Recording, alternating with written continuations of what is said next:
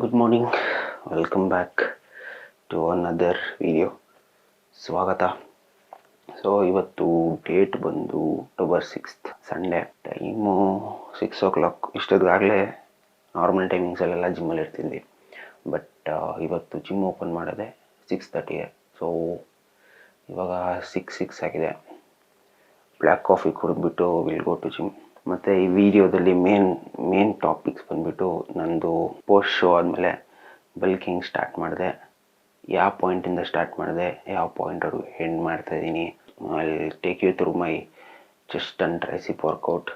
ತುಂಬ ಫ್ಲೋಸ್ ಇದ್ದಿದ್ದು ನನ್ನ ಬಾಡಿಯಲ್ಲಿ, 2 ಬಾಡಿ ಪಾರ್ಟಲ್ಲಿ, ಒಂದು ಚೆಸ್ಟು ಮತ್ತು ಬ್ಯಾಕು. ಅದೆರಡು ಏನಕ್ಕೆ ಲ್ಯಾಗ್ ಹೊಡೀತು ಅಂತ ನಾನು ಜಿಮ್ಮಲ್ಲಿ ನಿಮ್ಗೆ ಹೇಳ್ತೀನಿ.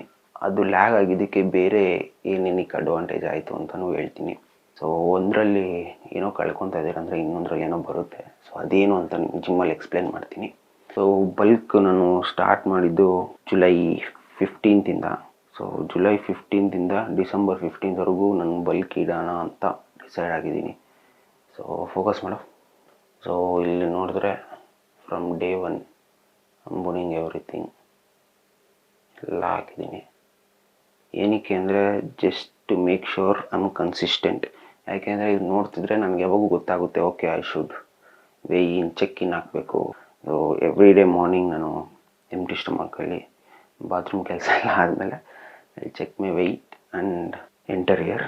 ಇಲ್ಲಿ ಸ್ವಲ್ಪ ದಿನ ಎಂಟಿ ಸ್ಟಮಕ್ ಇರಲ್ಲ, ಸ್ವಲ್ಪ ದಿನ ಜಂಕ್ ತಿಂದಿರ್ತೀನಿ, ಸ್ವಲ್ಪ ದಿನ ಹೈ ಕಾರ್ಬ್ ಇರುತ್ತೆ, ಅದೆಲ್ಲ ಎಂಟ್ರಿ ಮಾಡ್ತೀನಿ. ನಾನು ಹಿಂಗೆ ನೋಡ್ತೀನಿ ಅಂದರೆ, ಇವಾಗ ಮಂಡೇ ನಾನು ಒಂದು ವೆಯ್ಟ್ ಚೆಕಿನ್ ಆಗಿರ್ತೀನಿ ಅಂದ್ಕೊಳ್ಳಿ, ನೆಕ್ಸ್ಟ್ ಮಂಡೇವರೆಗೂ ನಾನು ವೆಯ್ಟ್ ಚೆಕಿನ್ ನೋಡ್ತೀನಿ. ಮಧ್ಯದಲ್ಲಿ ಜಾಸ್ತಿ ನಾನು ನೋಡೋಲ್ಲ, ಯಾಕೆಂದರೆ ಮಧ್ಯದಲ್ಲಿ ಜಾಸ್ತಿ ಫ್ಲೆಕ್ಚುಯೇಷನ್ ಆಗೋ ಚಾನ್ಸಸ್ ಇರುತ್ತೆ. ಸೊ ಅದಕ್ಕೆ ನಾನೇನು ಮಾಡ್ತೀನಿ ಅಂದರೆ ಮಂಡೇ ಟು ಮಂಡೇ, ಫಸ್ಟ್ ಮಂಡೇಯಿಂದ ನೆಕ್ಸ್ಟ್ ಮಂಡೇವರೆಗೂ ವೆಯ್ಟ್ ನೋಡ್ತೀನಿ. ಆ 2 ದಿನದ ವೆಯ್ಟು ಮೈನಸ್ ಮಾಡಿಬಿಟ್ಟು ಎಷ್ಟು ಡಿಫ್ರೆನ್ಸ್ ಇದೆ ಅಂತ ನೋಡ್ತೀನಿ.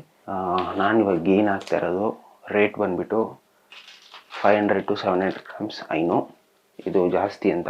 ನನಗೇನು ಅಂದರೆ ನನ್ನ body carb sensitive body. So ನಾನು ಸ್ವಲ್ಪ ಕಾರ್ಬ್ ತಿಂದ್ರೂ ವಾಟ್ರ್ ಹೋಲ್ಡಿಂಗು, ಬ್ಲೋಟಿಂಗು ಜಾಸ್ತಿ ಆಗಿಬಿಡುತ್ತೆ. ನಾನು ಲೋ ಕಾರ್ಬಲ್ಲೇ ಇರಬೇಕು, ಬಟ್ ನನಗೆ ಲೋ ಕಾರ್ಬಲ್ಲಿ ಇರೋಕ್ಕೆ ಇಷ್ಟ ಇಲ್ಲ. ಯಾಕೆ ಅಂದರೆ ಎನರ್ಜಿ ಡೌನ್ ಇರುತ್ತೆ, ವರ್ಕೌಟು ನನಗೆ ಫುಲ್ ಪೊಟೆನ್ಷಿಯಲ್ ಮಾಡೋಕ್ಕಾಗಲ್ಲ, ಮತ್ತು ಬೆಳಗ್ಗೆ ವರ್ಕೌಟ್ ಮಾಡ್ತಾಯಿರ್ತೀನಿ. ಸೊ ಅದಕ್ಕೋಸ್ಕರ ನಾನು ಲೋ ಕಾರ್ಬಲ್ಲಿ ಇರೋಕ್ಕೆ ಇಷ್ಟ ಇಲ್ಲ. ನಂಗೆ ಗೊತ್ತು ಇವಾಗ ಬಾಡಿ ಪರ್ಸೆಂಟೇಜ್ ಒಂದು 16 to 17 ಹೋಗಿದೆ. But will make sure will get back to normal. December 15th not stopping the bulk. ಅನಿಸುತ್ತೆ ಸಡನ್ನಾಗೆ ಈ ಬಾಡಿ ಫ್ಯಾಟ್ ಜಾಸ್ತಿ ಆಯಿತು, ಕಟ್ ಮಾಡಬೇಕು ಅಂತ. But I am not stopping. December 15th ಆದಮೇಲೆ I will start my cut.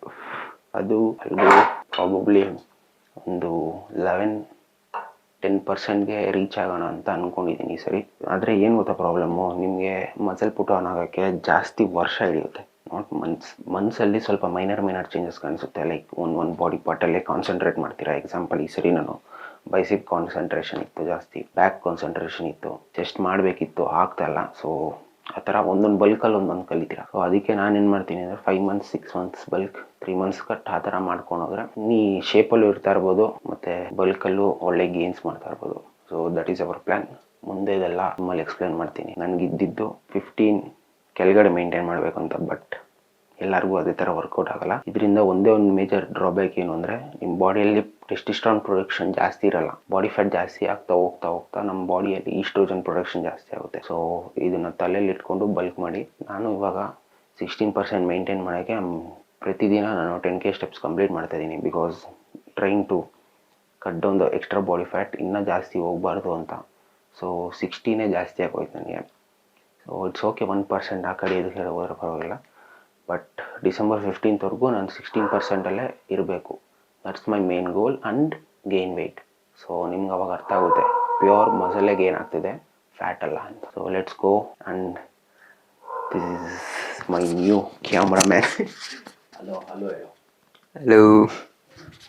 Next ಅವನ್ನೇ ready ಮಾಡೋದು ಕಾಂಪಿಟೇಷನ್ಗೆ. ಅವ್ನಿಗೆ ಇಂಟ್ರೆಸ್ಟ್ ಇದೆ ಅಂತೆ.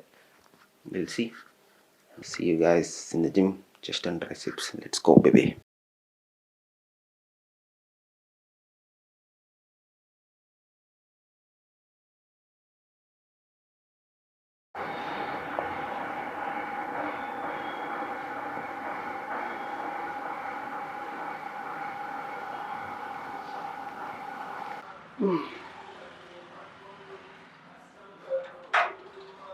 Perfect.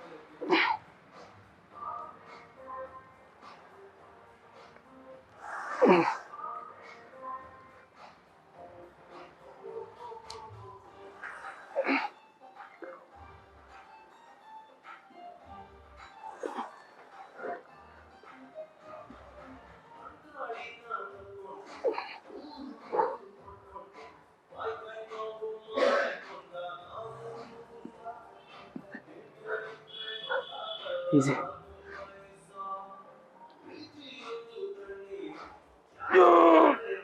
Last. Come on.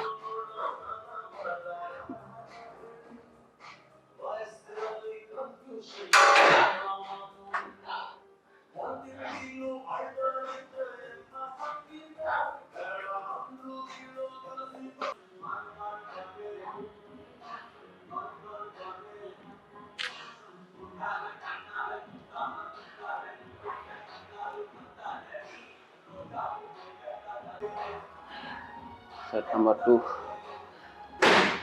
Right.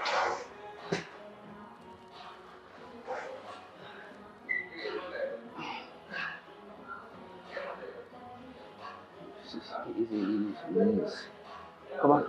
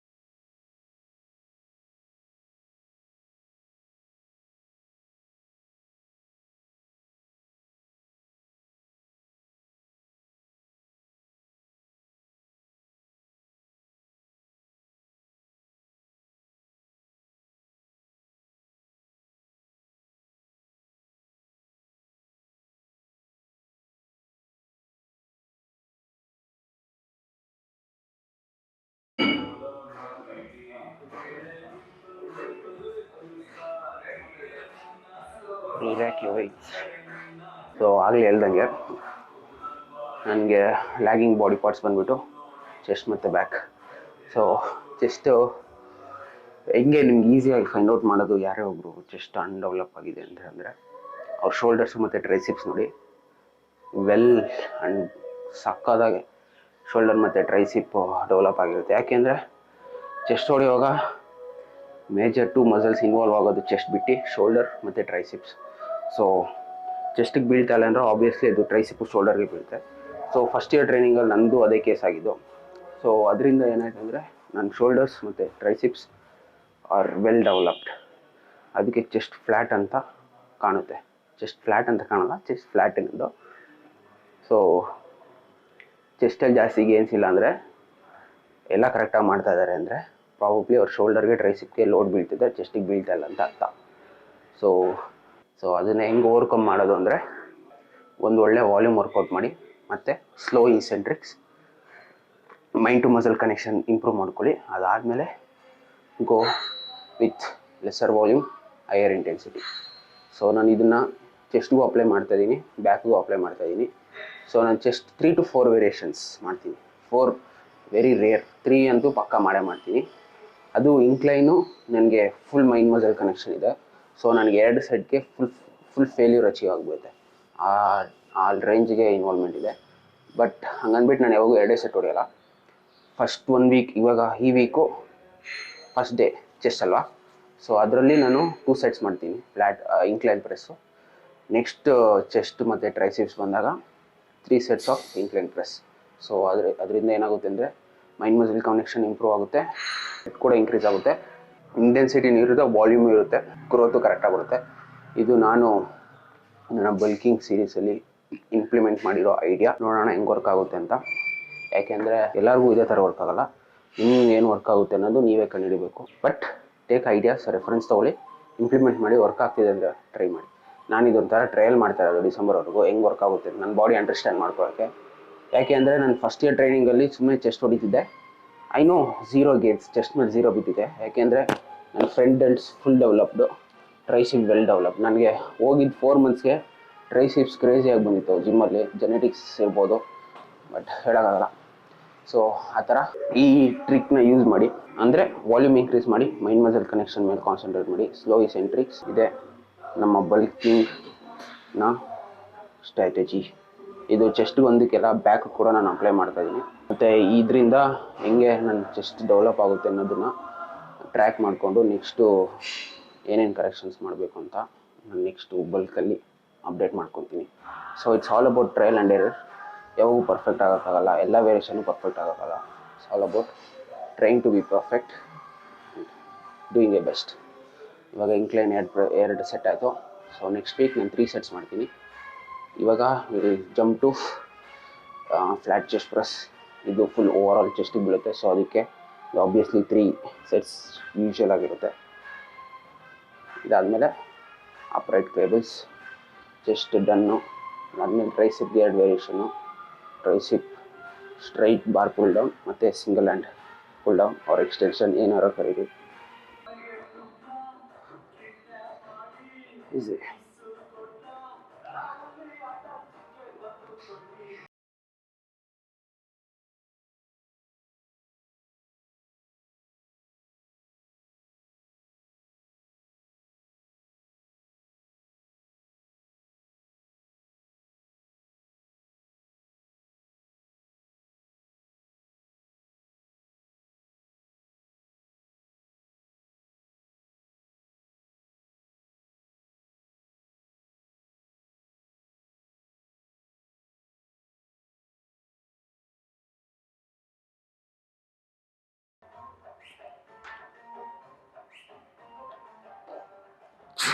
Come on.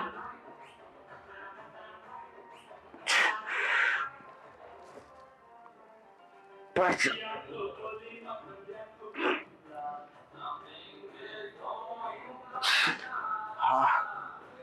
Perfect set. So first set 8 to 9 ನೋಡಿದೆ. ಸೊ 5 ಇನ್ಕ್ರೀಸ್ ಮಾಡಿದ್ದೀನಿ ಪ್ರೋಗ್ರೆಸಿವ್ ವರ್ಕ್ಲೋಡ್. ನೋಡೋಣ ಸೆಕೆಂಡ್ ಸೆಟ್ ಎಷ್ಟು ಹೋಗುತ್ತೆ ಅಂತ. 7 ಕ್ಲಿಯರ್ ಸೆಟ್ಸ್ ಬಂದು 7 ಕ್ಲಿಯರ್ ರೆಪ್ಸ್ ಬಂದರು. I am happy. Let's go. Okay,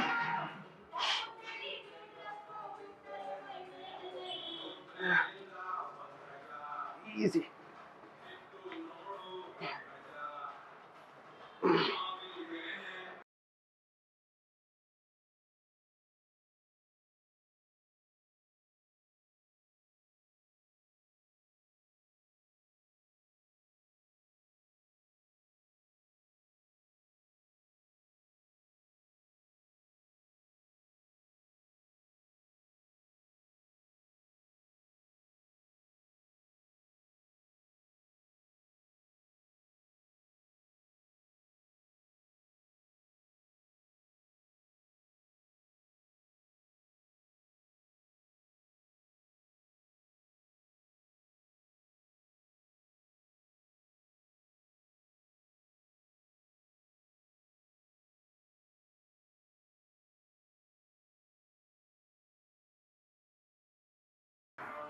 so ಇವಾಗ ಏನು ಅರ್ಥ ಆಯಿತು ಅಂದರೆ 2.5 is my progressive workload.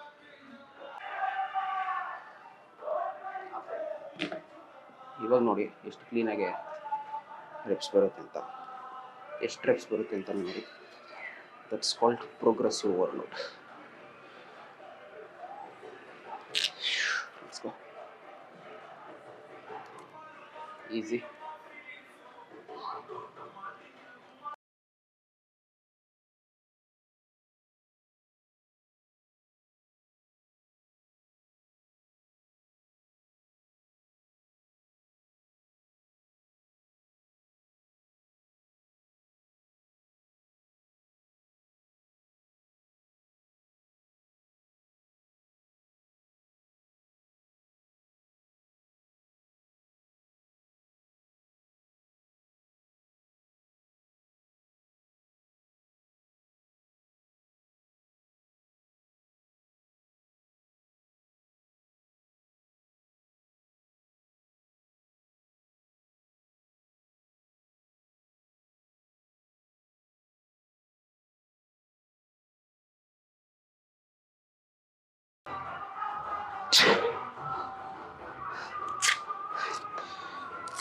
That's how you do it. Just press. Let's go. 3 sets.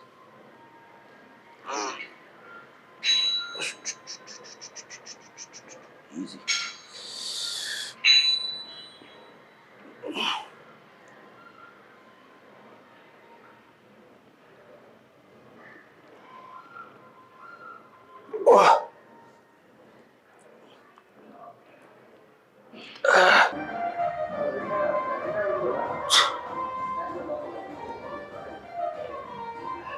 Oh, wait.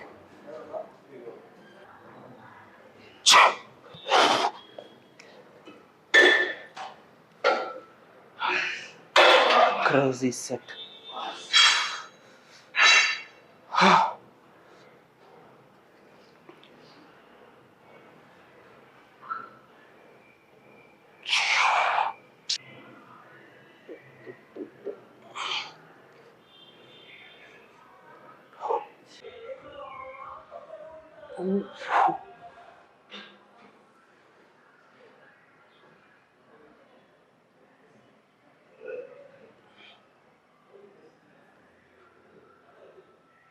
Fibers, no tension.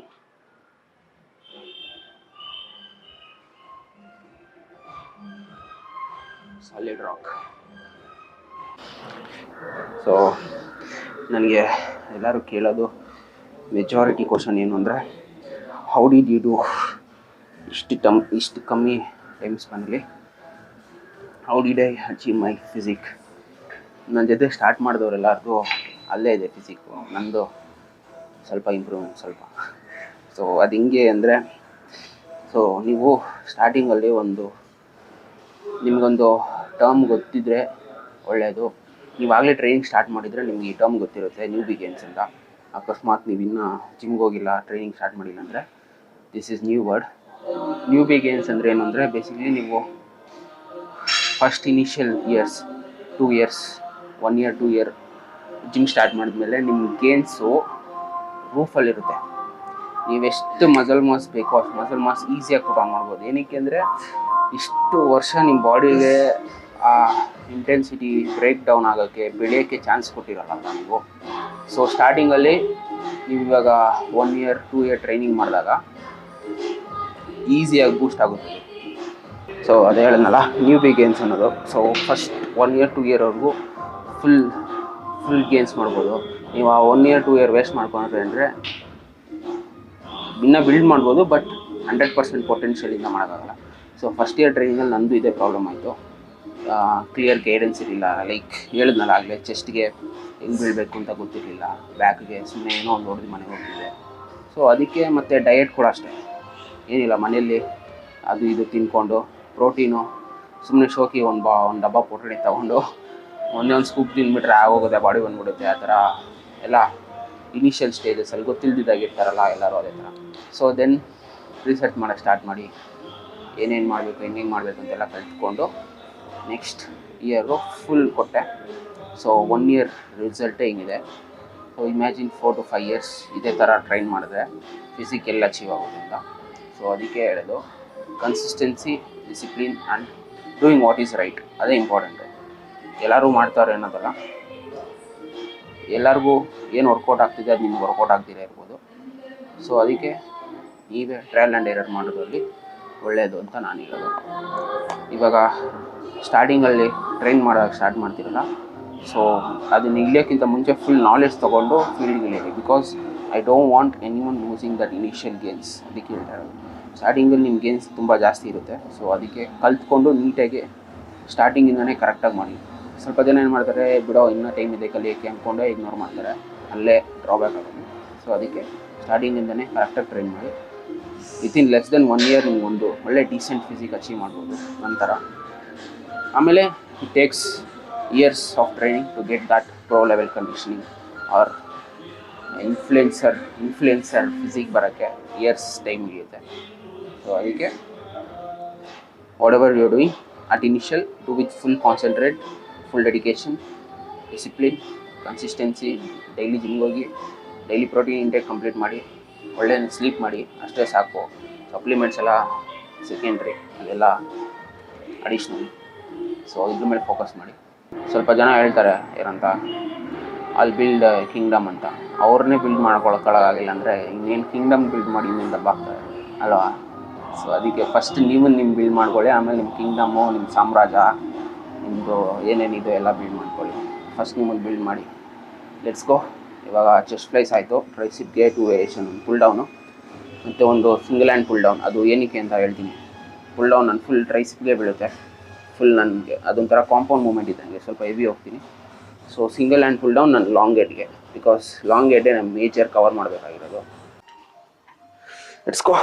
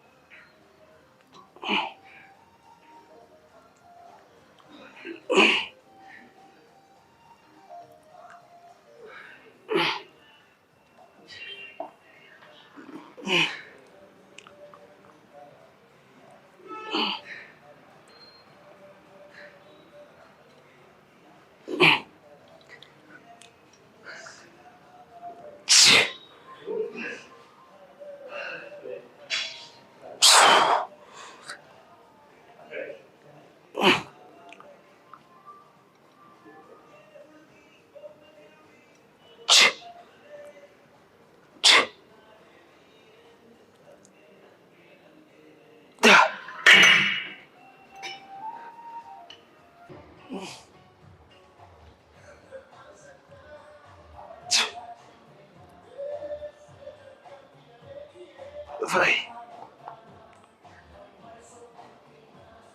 6, 7, easy. 8.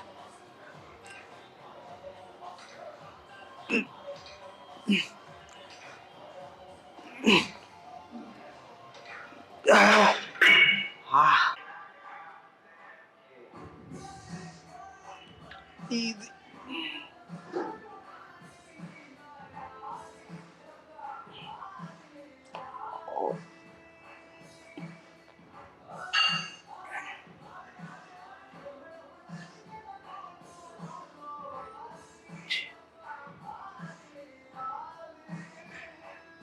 Go.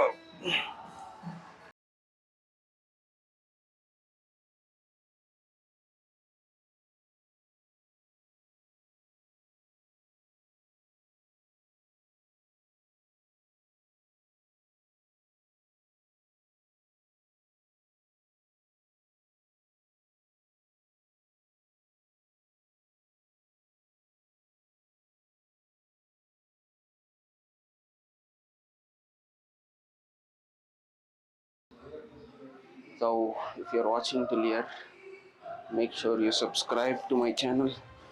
ಎಲ್ಲ subscribe ಹಾಕ್ಕೊಳ್ಳಿ, and like, share, comment. ಸಿಗೋಣ. ಮನೆಗೆ ಹೋಗಿ ಬ್ಯಾಟಿಂಗ್ ಮಾಡಿ ವಿಡಿಯೋ ಎಡಿಟ್ ಮಾಡಬೇಕು. So follow on Instagram. ಮತ್ತು ಸಿಗೋಣ ಇನ್ನೊಂದು ವಿಡಿಯೋಲಿ. Until then, be strong, stay strong. Bye bye.